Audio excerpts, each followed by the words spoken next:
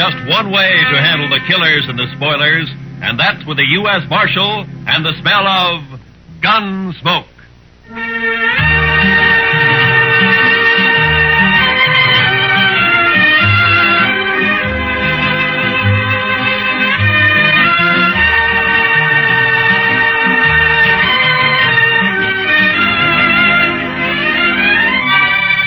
Gunsmoke, starring William Conrad. The story of the violence that moved west with young America. The story of a man who moved with it. Matt Dillon, United States Marshal.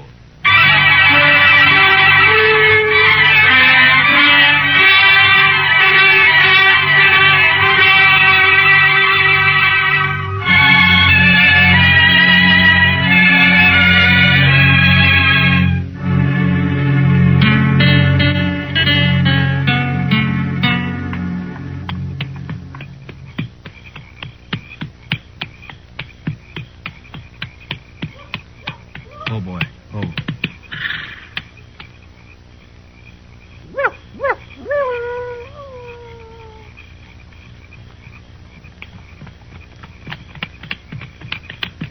Wild Hog?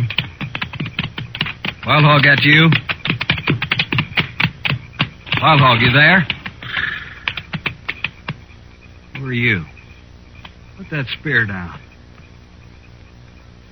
Listen, Wild Hog and me are friends, big friends. You make much noise. You're Cheyenne, ain't you? You must be with Wild Hog. What name, you white man? I'm Ord Spicer. Ord Spicer, you hear? You bother me and you'll be in big trouble with Wild Hog. No trouble. Tell these other redskins to put their spears down. I need more room. Come, white man. Are you with Wild Hog or ain't you? Much talk, come. All right. Any tricks, I'll shoot you first.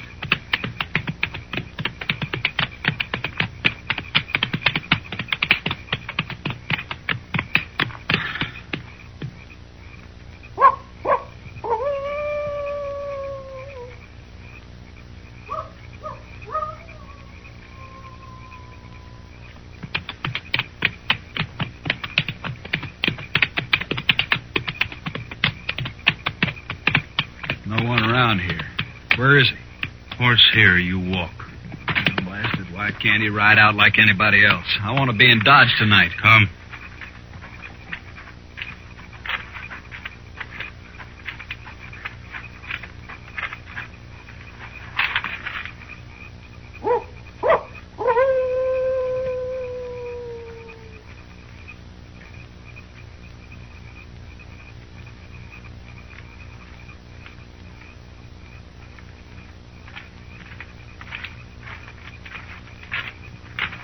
Wild Hog?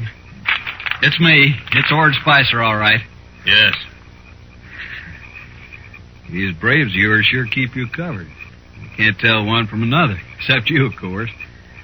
Even thought maybe I'd run into the wrong Indians. No moon tonight. Oh, I recognized them as Cheyennes, all right, but you never know with... With what, Spicer? Nothing, Wild Hog. Forget it. You never know with Indians. Now, Wild Hog, you and me are friends. Don't get so touchy. I didn't mean nothing. We are not friends. I pay you. That is all. Sure we're friends. You're about the most educated Indian I ever met, that's why. I learn only English from the white man. Nothing else. Well, you sure had a good teacher, fella. General Custer, many bitter moons ago. I was a scout. Don't matter. I never heard of him. He was killed. Well, that's nothing to do with me. You got the money, Wild Hog? Yes. Here. $500. 500? Our deal was for 1,000. You will get the rest later. But I'm running a big risk for you Cheyennes. This is mighty dangerous work, Wild Hog. It will be even more dangerous if we do not meet again, Spicer. Oh, Wild Hog, you can trust me. I'll be back, you know that. Yes. When? Ooh, 2-3 days. Where'll I find you? Make camp near here. We'll find you. Okay. I'll get on into Dodge now. Goodbye, Wild Hog. Don't get drunk, Spicer. Never touch it.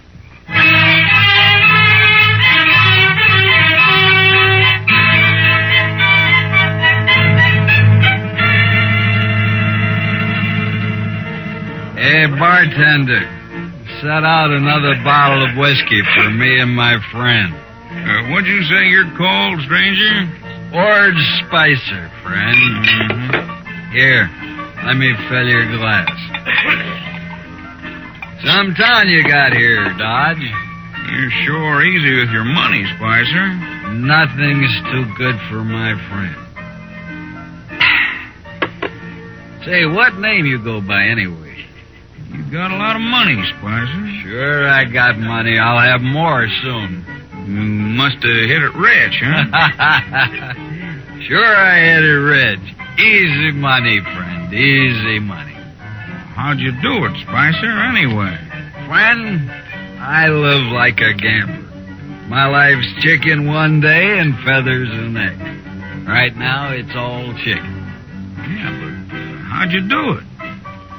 You made out real good, Spicer. Brains and guts, friend. Brains and guts. That's all it takes. I know, but how? You don't get money like that robbing old Indians. What's that? Huh? What'd you say about Indians? Oh, it's just a way of saying it back home. Don't get on the prod about it. Maybe you talk too much. Maybe you ask too many questions. Hey, what's the matter with you anyway? Maybe you know too much. Look, Spicer, if you're hiding something, don't trouble yourself. I ain't interested in you or your money or your liquor. I don't like that. You don't have to. You bet I don't. Keep your eyes right on mine, Spicer. I want to watch you die.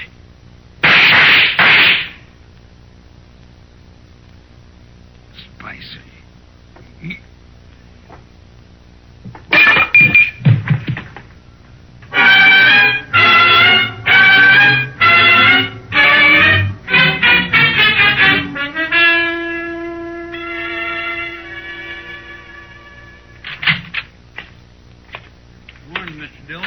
How's our prisoner, Chester? I got two, Mr. Dillon.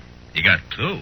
Yes, sir. There's that Ord Spicer fella you locked up, and then there's a drunk who tried to buffalo me after you went to bed. No?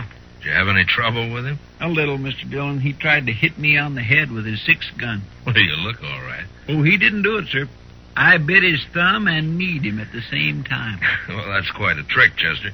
You must have been practicing. No, sir, I haven't been practicing. But I had it all thought out. I see.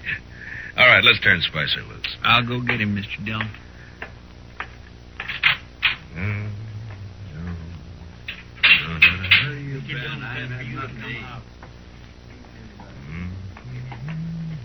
About time.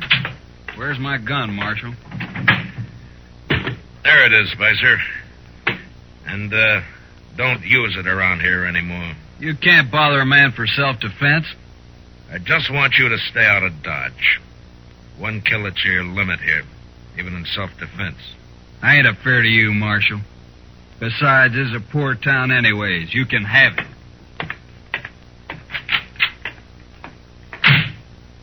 My, that man would kick a hog barefooted. He sure would, Chester. There's something real bad about him. Yeah, I don't know what it is, Chester, and I hope I don't have to find out. Well, you'll go away. Fellas like that gotta keep moving. Seems like nobody wants him. Now, don't feel sorry for him, Chester. He got that way all by himself. Yes, sir. I mean, no, sir.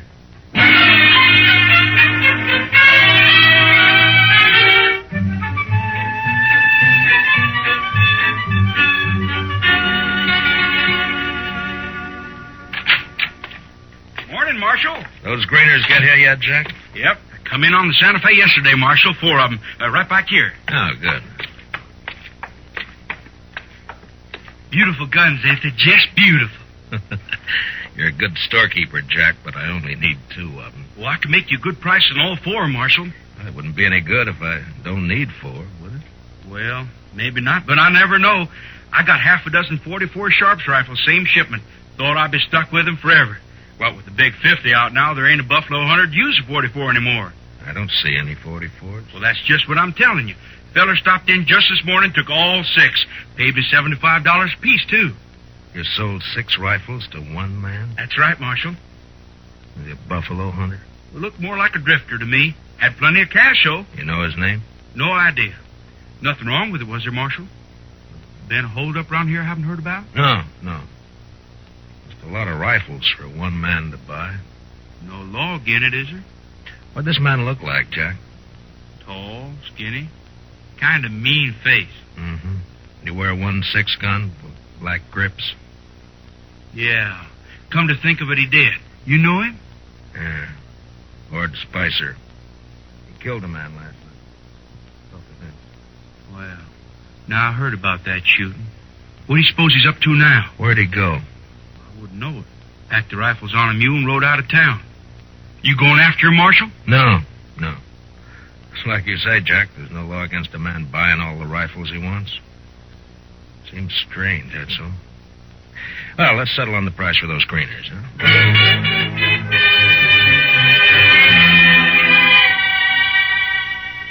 Next day, Chester and I took the new greeners and rode out for prairie chicken. We had a sackful within an hour, and we headed back to town, arguing on the way as to whether we'd bake the birds whole or just cut the breasts off and broil them. We still hadn't settled the matter when we reached Dodge, and we never did. The stage from Hayes City had arrived half hour before, bringing with it the bodies of 2 men found alongside the road. They were just laying there, Marshal, about 5 miles back. Both shot dead, but I thought I'd better bring them in anyway. Did you recognize them, Pete? No, Marshal, I didn't. The doc says they're a couple of riders from the T-Bar outfit. Yeah. He got them up in his office now. You bringing their horses? No sign of a horse, but there was an awful lot of tracks around. All right. I'll go see if Doc's found anything. Hang around, Pete, will you? I may want some more information from you. Okay if I do my waiting at the Alfraganza, Marshal? Yeah, sure. I'll put our horses up, Mr. Dillon. Yours, Chester. I may want mine. Yes, sir.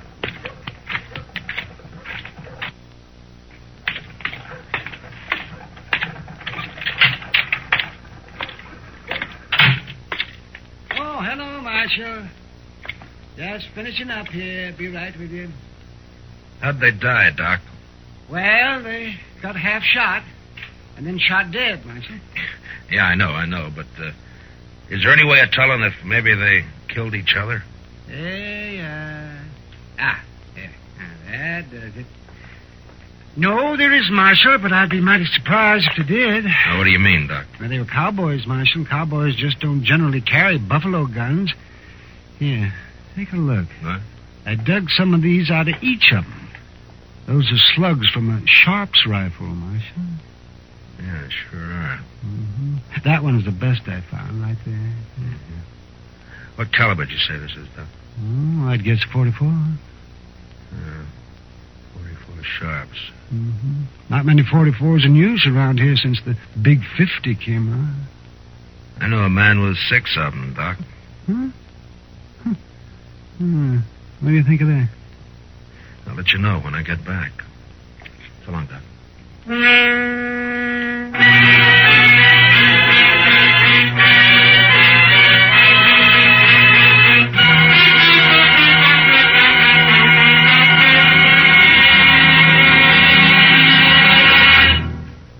We will return for the second act of Gunsmoke in just a moment. But first, behind the famous creaking door to Inner Sanctum tomorrow evening, there lies one of the most hair-raising tales to date.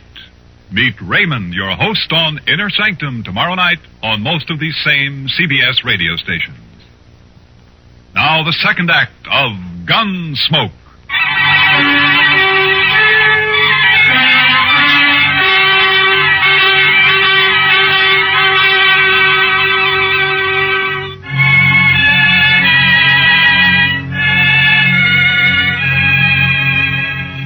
The stage driver rode with me back to where he'd found the bodies, and from there I rode on alone. It was an easy trail at first. There must have been more than a dozen horses running together. Long toward dusk, however, they suddenly split up, and I was faced with two different trails to follow. I made a gambler's choice and rode harder than ever. There was only an hour of light left to track by when my horse stepped into a prairie dog hole, snapped his leg, and went over hard. My head glanced off a rock. There was a shower of light, and nothing.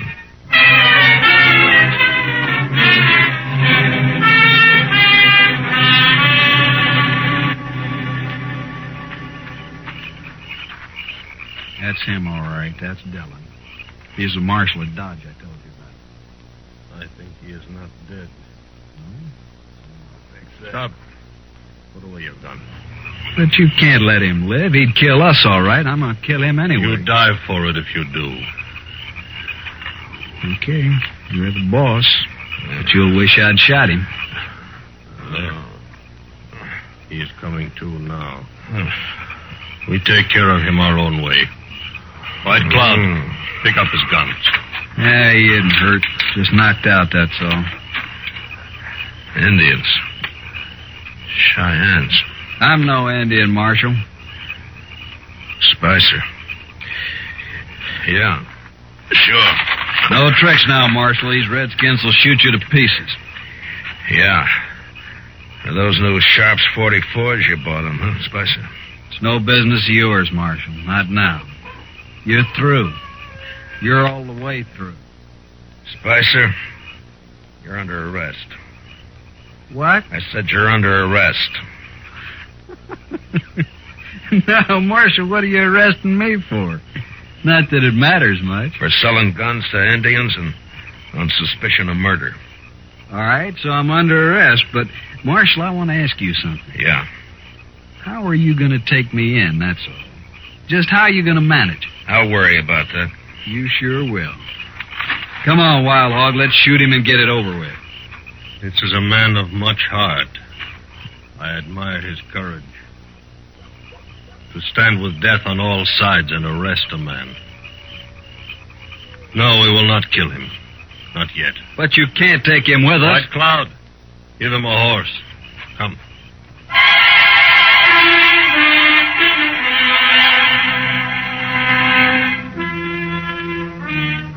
They gave me a horse, all right, with the T-Bar brand on it. But I was surrounded by 6 armed Indians and a no-good white who'd shoot me any time he thought he could get by with it. Wild Hog rode up ahead, leading the party northwest, apparently to rendezvous with a bunch that had split off from this one. Spicer stayed right alongside of me. Well, am I still under arrest, Marshal? You're still guilty, aren't you? Sure. I'll admit it. Don't matter, being as how you'll never see Dodge again or any other place. What are you doing with these Cheyennes here anyway, Spicer? I got a deal with Wild Hog, Marshal. Real good deal. Killing white men, part of it? They don't need any help there, Marshal. They like to kill white men. Maybe they'll kill you before they're through. No, I'm too valuable to them. They like me. No? Now, why would they like you? Well, they didn't at first, but I talked them into it. Talked Wild Hog into it. He's a smart fella, that Indian. Saw right away what I could do for him. Like buying those rifles. What else did you do for him? Well, I stopped those 2 riders with the horses. Told them I was sick. Got them off guard. Those Cheyennes were on before they could move. It was real easy. You're kind of like a Judas sheep in a slaughter pen, huh? Yeah, that's it, Marshal. Pays better, though. I got $500 coming since we find a ranch or 2 to raid. I see. Pretty good deal, huh? You know, I think a lot more of these Indians than I do of you, Spicer. I don't like that, Marshal. At least they got an argument on their side. But you're just a renegade white. I'll kill you for that, Marshal. Now, shut up.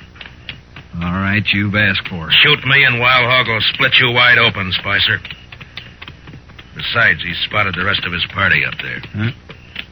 Oh, yeah. All right for now, Marshal. But I'll see you dead.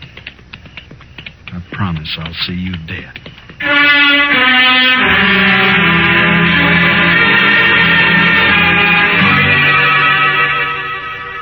I was still alive 2 days later when we crossed the Smoky Hill River about 100 miles northwest of Dodge. There were 15 Cheyennes in the party. And day and night, 2 of them, by turns, never took their eyes off of me. They seemed anxious for an excuse to cut my throat. And I had to watch every movement I made. It looked pretty hopeless. Wild Hog was smart, and he took no chances. But often he and I rode along together, though always flanked by my 2 warrior guards. Country is greener already. Better every mile. Why have you been raiding so far south, Wild Hog, if you like this land better? We are northern Cheyenne, Marshal, from the Bighorn Mountains. The Army took us south to a reservation in the Oklahoma Territory. Oh, so that's it. You jumped your reservation, huh? Why should we live in a hot, flat land that has no game? But the Army will be after you again. You've broken the law. Whose law? Ours or yours? All right, Wild Hog. But the Indian has a law against murder. You've broken that twice that I know of. Cheyenne does not speak of it as murder to kill his enemy. Those cowboys weren't your enemy, Wild Hog. They weren't fighting you. The Army drove us from our home in the mountains. The Army took our horses from us. We are going back home now on other horses, that's all. That doesn't explain your killing. Those men were peaceful. Marshal, if I could, I would kill every white man in the country. But I cannot. The Indian nations cannot.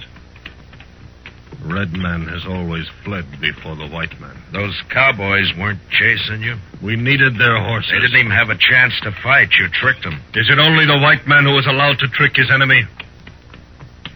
I was young once, Marshal, but I have seen too much trickery and lies and destruction and broken promises.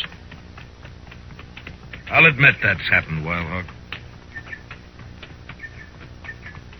But you know, not every man is a liar and a killer. No. There are white men like you. And there are white men like Spicer. Spicer. Tell me something. Would you consider Ord Spicer guilty of murder? The Indian is Spicer's enemy, not his own people. Therefore, it is murder. Then you understand why it's Spicer I came after, and not you. Why not me, Marshal? You're the Army's problem, not mine. I expect to fight the Army many times before we reach the mountains. Yeah.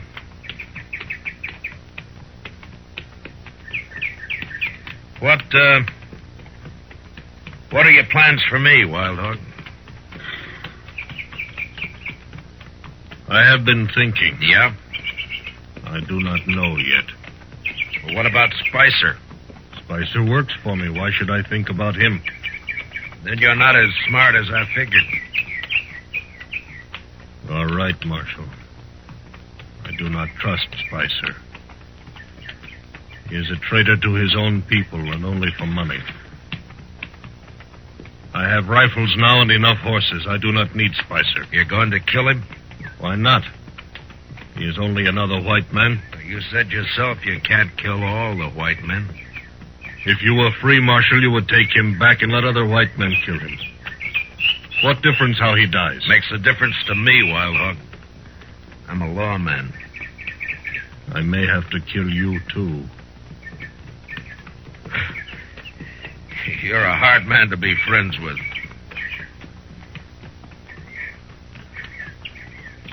I will explain to you, Marshal. It matters little about any Indian. Few more winters and not many of my people will be alive. I do not complain of our fate. Tribe follows tribe, nation follows nation. It is the law of nature. A white man's turn to be defeated and to disappear will come. It is just a matter of time.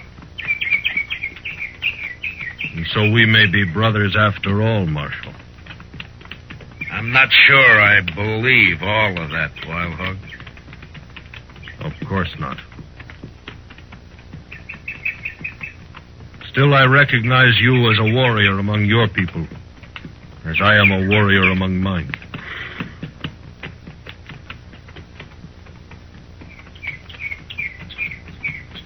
Too bad we're not on the same side. As long as we are brave and willing to die, it does not matter.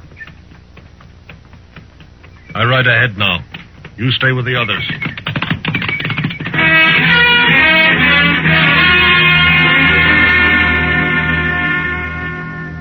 That night we reached the North Fork of the Solomon River and camped with the shadow of low hills not many miles ahead. Wild Hog ordered my guards to keep me some distance from the rest of the party. So I pulled up some buffalo grass and bedded down on it early. I watched the stars until sleep came.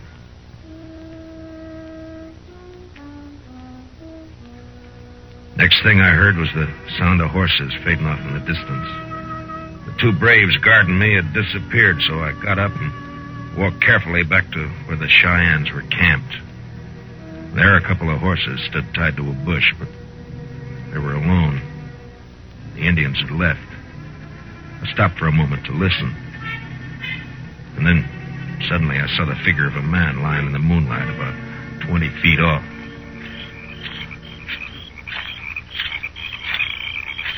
Spicer? Spicer? Yeah, there's no blood on you. You're all right. Come out of it, man. Come on. Yeah. My hair. You've been knocked out, that's all. Now, come on, sit up. Oh, it's you, Marshal. What happened? Where are they? Where's Wild Hog? They've gone. Gone? Gone where? Here, let me... Where'd they go? They've been headed for the Bighorn Mountains.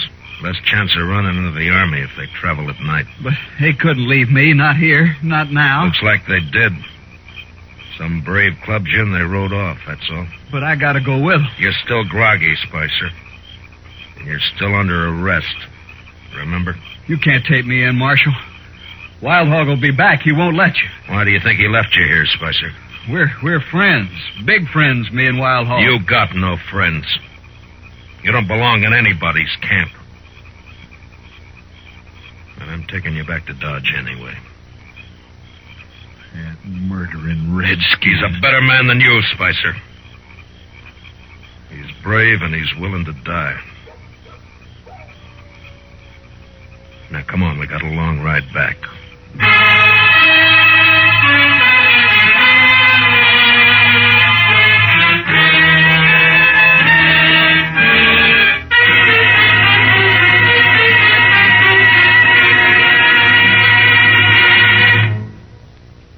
Gunsmoke, under the direction of Norman MacDonald, stars William Conrad as Matt Dillon, U.S. Marshal.